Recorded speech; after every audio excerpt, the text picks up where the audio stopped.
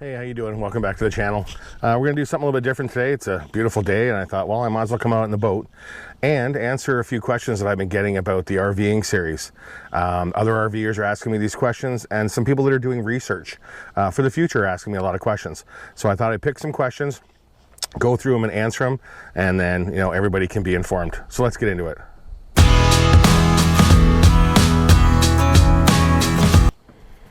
Hey, how you doing? Welcome back to the channel. If it's your first time here, it's great to see you, and if it's you've been following the RV series, it's nice to see you again. So I want to go over a few things, a few of the questions I've been getting asked since we started the RV series, and it's funny because a lot of the questions I'm getting are the same questions we get asked when we're on the road. People we run into, different campgrounds, whatever, we get bombarded with questions as soon as we say we're full-timers. So I thought I'd answer some of the questions that I've gotten, and let's just get into it right now. The big question that came in was, how many rigs did we look at before we decided on the Cedar Creek fifth wheel? We looked at hundreds of floor plans online, which is a great tool. You can do all your shopping online. And then we went to RV shows, we went to dealerships, we went to all these different places to actually, put boots on the ground and look at these things in person. And it answered a ton of questions for us.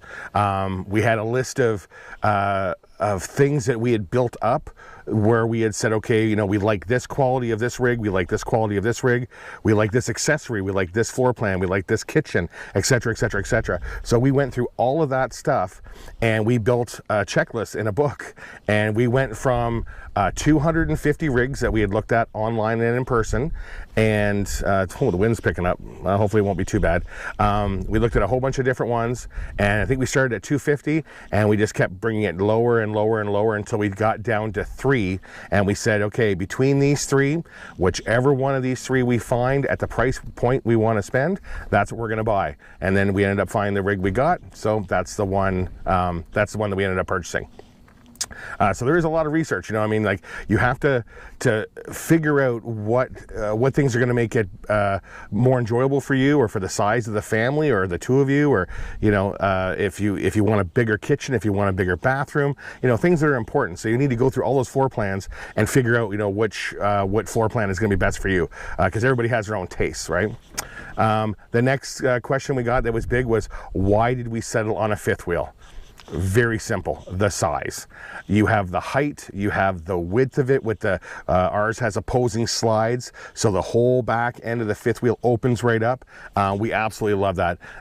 For us, we pretty much decided for full-time living, we wanted a fifth wheel, just to be able to have that size. Now it has its downfalls when you get into, a quick overnight stop in a parking lot, or if you're gonna do some boondocking, or even if you're gonna do some mooch docking at your friend's house for a week to visit. There's all those things that you need to take into account when you decide on the size. We knew that the fifth wheel checked off so many boxes that was what we decided to do.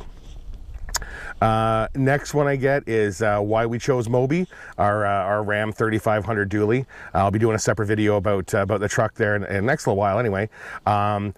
Honestly, we picked the best truck for what our needs were going to be. And everyone is product specific. Everyone has their own tastes in vehicles. So you have those conversations with people going back and forth about, well, I'm a Ford guy, I'm a Ram guy, I'm a Chevy guy, I'm a GMC guy, whatever. Everyone makes their own decisions, like I've always said. We chose that truck because we believe it is the best truck for what we wanted to do. But I'll be following that video up. Maybe if I get that video done in time, maybe I'll put a link to it up here or over here or something. It'll be up in there somewhere, and maybe you can click on it and go check out the truck anyway. Monster question and it's usually, the guys that ask me, they're like, how much does full-timing cost? Well, it can be as cheap or as expensive as you want it to be. If you want to live very like living in the lap of luxury, it's going to cost. If you want to live very in more of a frugal lifestyle, it can be that too. It's 100% up to you. To be perfectly honest, saying, oh, I bought a trailer because I wanted to be able to save money, not so much. in our experience, it's almost as expensive as a sticks and bricks, but it all depends on what you want to do.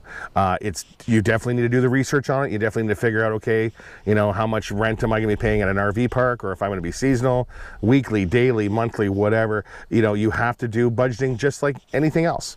You know, I mean, if you buy a house, it's the same thing. If you're renting an apartment, it's the same thing. Just don't think, okay, if I have a trailer and I live in an RV park, it'll be so much cheaper, because it potentially cannot be, to be perfectly honest.